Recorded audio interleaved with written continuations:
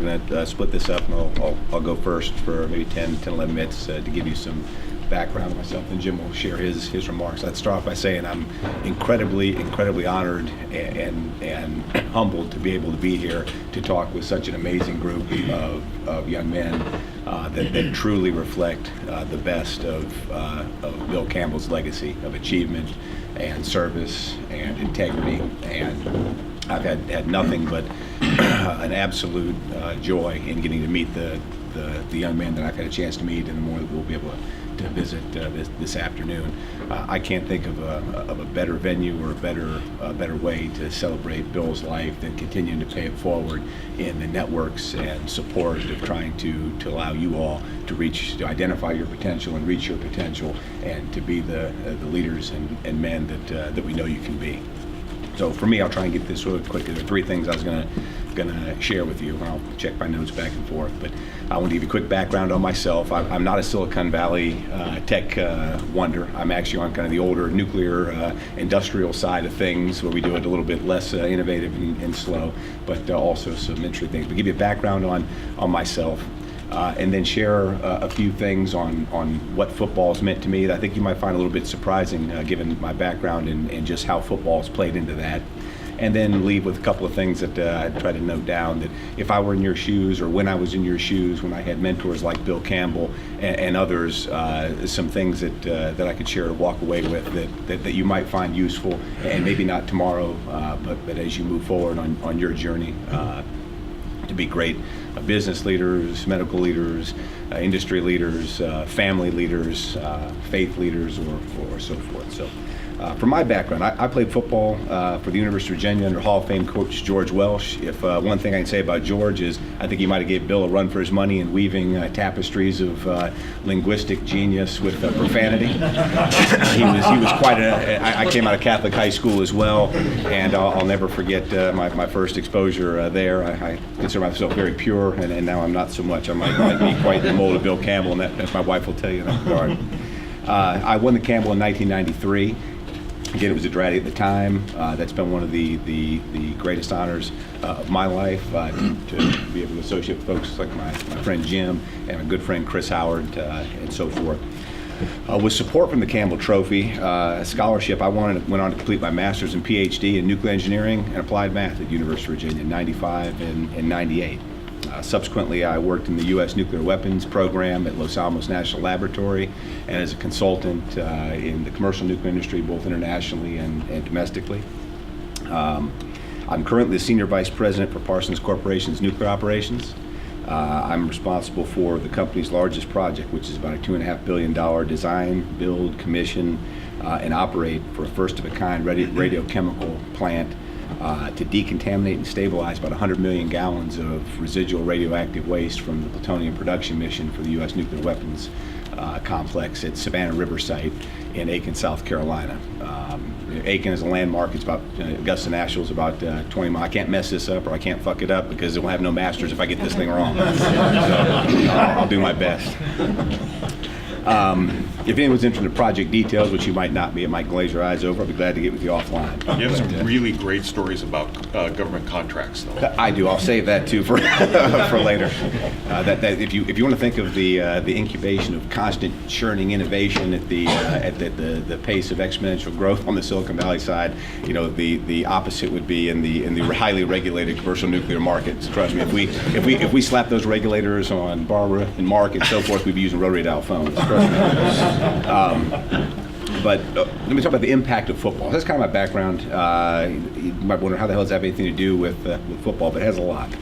I received an excellent technical education from the University of Virginia, and I further enhanced those skills through several fellowships at domestic, Los Alamos, Livermore, Oak Ridge, Idaho National Engineering Lab. Cody, young man I had a chance to meet, is working there as well as at the CEA in Cadarache, France. And it's probably not surprising that those experiences were very helpful in molding me towards a successful career as an executive in the nuclear industry. But what you might find more surprising is it's the skills and capabilities that have been far more important in my career, what I learned in football on the gridiron. Football is a unique microcosm that you get nowhere else for dynamically synthesizing strategic planning, tactical execution, toughness in the face of adversity, and all while doing that amongst a team of diverse talents and all trying to manage this towards a common defined goal. And when you think about it, in large, complex, high-hazard management, it's really not that different. There's innumerable skills and lessons from football that I've drawn on. I'm just going to try and touch in the interest of time on a few of the more critical. And I'll start with never fear conflict, because in conflict, that's where progress is born. I can say that I've done a lot of studying of not just nuclear, but high hazard, massive collapses, the Deepwater Horizon, 3 Mile Island, all these low probability, high consequence events. And the unique thing you find is that typically someone knew, there were precursors and people, there was someone in the organization that knew there was a problem or knew that there were precursors to happen, and they didn't raise it. And oftentimes that's because management didn't want to hear bad news, or we didn't want to hear engineers were inherently afraid of conflict, or they were conflict averse. You can't be conflict averse. I mean, you guys know that from football. I mean, every day you're out there, coaches yelling at you. The innumerable stories of Bill Campbell and his tirades and so forth, out of love, but to people you've got your experience with that. You have daily competition for playing time, and that's a form of competition. The obvious, the opponents and teams that you're playing against are constantly in a state of flux and stress and so forth. But there's no progress without conflict, so embrace it, and that's something that I've learned, and it's something I have to teach to our engineers. So oftentimes those guys are not folks that have been smash mouth football back and forth, working through difficulty, and it's a skill that we've had to push to them. And it's something that's made us, I think, unique. The one project I'm on, commercial nuclear projects or any nuclear projects aren't famous for on time and under budget delivery. Quite the contrary. The project that I'm responsible for currently was completed 8 months ahead of schedule and $60 million under construction, which might be a first ever in the history of the nuclear industry. And it's through the type of things that we go through in football that I believe has got us there. Focus on opportunities and don't fear failure. You're going to go to your dominant thought. If you're out there, worried about, don't throw the ball to me, I could drop it, holy cow, it's a big play. No, you want to focus on, I have the opportunity to be the star. I've got the opportunity to do something special. I've trained, I'm ready, and I'm focused on the opportunity, the potential, the success, not on the fear of failure. I mean, that's something that has been ubiquitously helpful to me throughout my career, and something that I learned not in the classroom, and not to denigrate the classroom education, but I learned on the football field. Be tough and play through pain. That means you adapt and overcome difficult and uncomfortable circumstances. I mean, you don't sit around and lament and the unfairness of life and so forth and so on, and pain and difficulty come at any time. I mean, things are going great, you're on a long drive, you're heading in and fumble. Look here, where the ball game's going over, and an onside kick. I mean, you've got to be able to adapt, be responsive, be resilient, and play through the difficulties that are going to inevitably pop up in life. And if you take care of the things that are avoidable and really push the avoidable things out, you're probably going to have enough gunpowder and bandwidth to be able to handle those unavoidable crises that come up. This is a great one. Results matter. I mean, processes and just showing up and just happy to be there don't get it done. I mean, results matter. You've got to deliver. You've got to be able to do things under pressure and perform. You all know that. I mean, it's not a matter of just putting your pads on, getting taped up, and looking nice and waving to the crowd. You've got to go out there and day in, day out deliver consistently, repeatably, and reliably. This maybe is the most important. Successful team dynamics are essential. I can't tell you how many very detailed engineers or scientists or technical people, don't work well always with others. They're very introverted, and you've got to force the team dynamics together to be able to make these things work. And to me, that's you set clear and worthwhile goals. I mean, don't set a goal to be the best at Candy Crush or some useless thing like that. I mean, set worthwhile goals that are big and that are meaningful and that are worth achieving. Then as a leader, you provide your team with the tools to succeed. You don't just get them out there inspired, fired up, and let's go do it, and give them no playbook, and give them no training, give them no technique. I mean, that's not going to give them no equipment. You've got to be able to give them the tools to succeed. And when you do that, you give them not just the tools physically, you got to give them the trust. You've got to build trust amongst the team and the organization, because any organization without trust is doomed to failure. You got to be able to put your players in the right position. You know, there's some guys that are great at on-the-fly recovery, some guys that are a little better at the strategic planning, some guys that are gals that do better at a variety of things, but you got to be able to know how to put your teammates in the right position to be successful. You don't put a nose guard spread out. You know, you don't stick the safety, you know, on the left guard position, expect to be successful. You've got to identify your talent, know the strengths and weaknesses, and as I talked about, Bill, you got to spend the time to be able to know your people so you can know what their strengths and weaknesses are and where to place them. And then hold your teammates accountable to perform. You know, accountability, as Chris, my good friend, talked about. And I forgot to start off with, you know, I actually, you know, in honor to Chris's 7th grade, you know, experience, I figured that I'd wear a tie today too, to be a little counterculture, you know, for the same reasons. But you got to hold your teammates accountable to perform. That was one of Chris's 3 B's, and he's absolutely right. You've got you yourself to be accountable, and you've got to hold standards, and you've got to, and it's not done to embarrass, it's not done to look superior, it's not done anything else. It's out of a servant's heart, but you are holding them accountable because it's what's best for them and what's best for the organization. And this one I love. If I don't say this, you know, we had 1,000 people on a project back and forth. Parsons about a 15,000 person organization, and every time I have all hands or so forth, I love to know your down and distance. You've got to know the down and distance and call your plays accordingly. What does that basically mean? It means situational awareness. I mean, you don't, you know, run a draw on 4th and 50 from your own inch line. I mean, you don't, you know, you don't kick from 1st and goal on the 1 foot line. I mean, you're going in. You've got to know down and distance, call your plays accordingly. It means being situationally aware.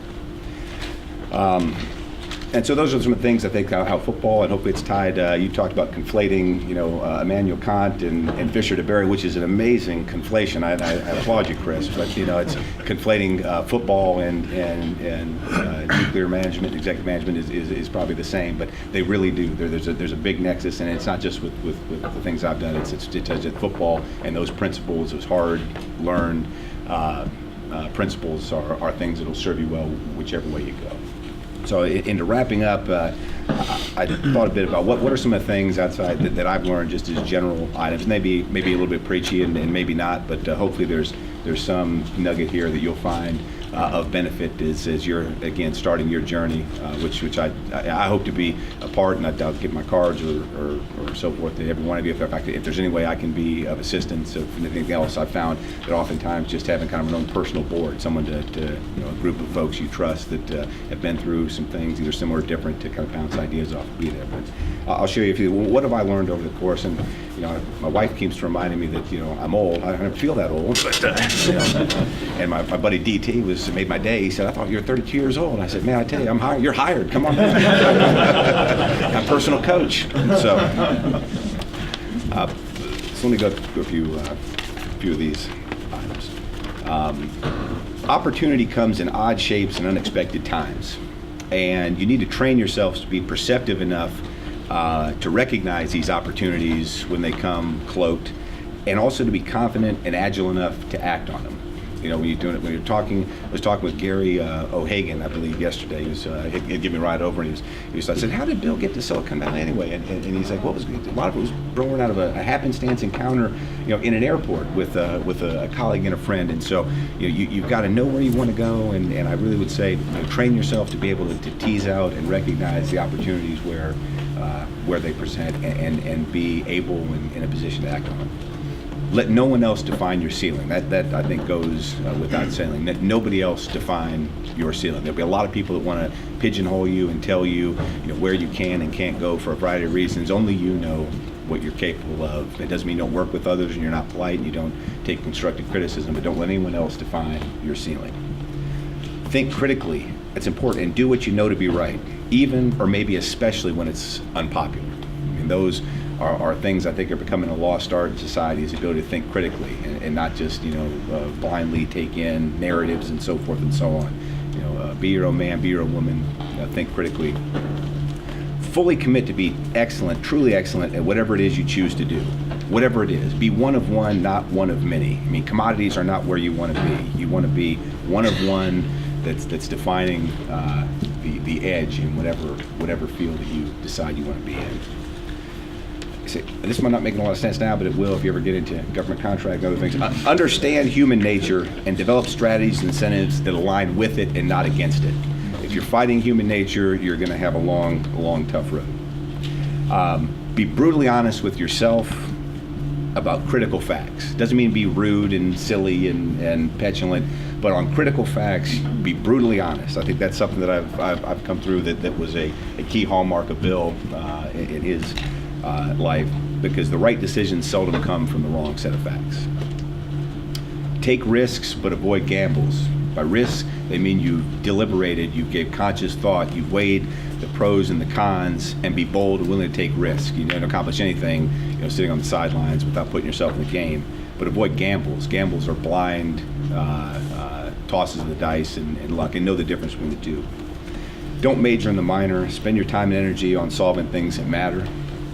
And the last one I'll say is kind of taking a vector off into left field here, but the choice of your spouse is going to be one of the most important decisions you make, so make that choice wisely. My wife, Robin, has been my most trusted advisor and faithful supporter.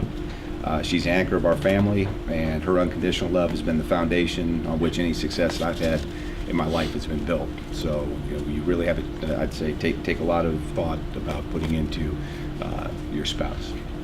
And so with that, I'd say it's been an honor and a pleasure to be able to share this time with you today in celebration of the legacy of Bill Campbell. I'd be glad to spend any time with you on anything you might have afterwards. And with that, I'd like to thank Mark Flynn and Brad Smith and Stanford University and all the organizers and supporters for making this summit a reality. I think it's an amazing event. So. Yeah, Mark, next. That's right.